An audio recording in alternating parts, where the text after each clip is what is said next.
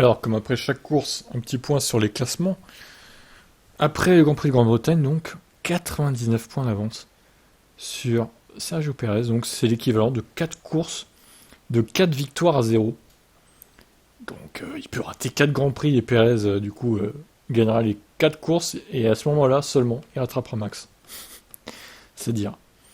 Bon, alors, du coup, Pérez est toujours deuxième avec une avance confortable, hein, du coup, sur Alonso, vu que celui-ci n'est plus capable de signer des 3 ou 4 ou 5e places.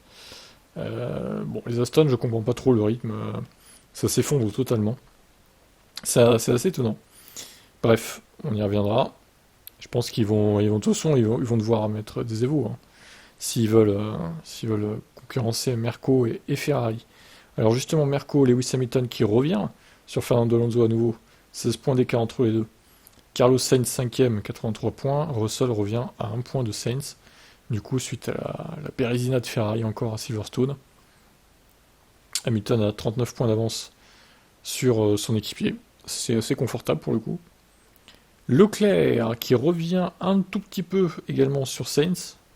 Pas beaucoup, hein, pour le coup. Stroll, bon lui, la fraude, hein. J'ai juste ça à dire. Lando Norris 42 points. Ocon 31. Piastri, il fait un bon dans le classement également, 17 points. Pierre Gasly 16.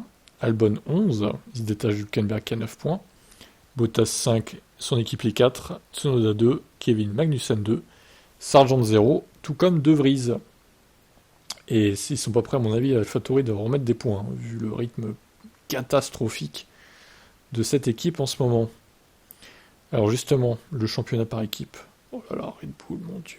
411 points. Plus de 2 fois plus par rapport à Mercedes, quoi. Alors Mercedes qui prend le large, hein, face à Aston Martin, du coup.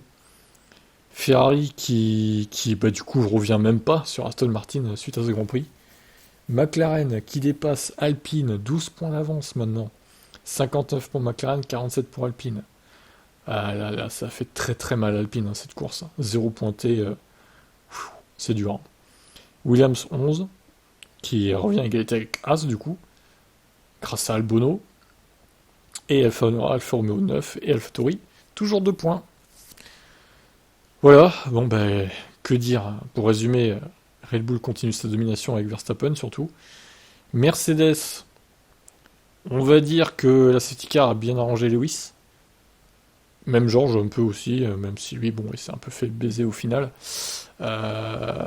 Et a bien niqué surtout Ferrari. La safety car là, c'est eux les grands perdants, hein, clairement.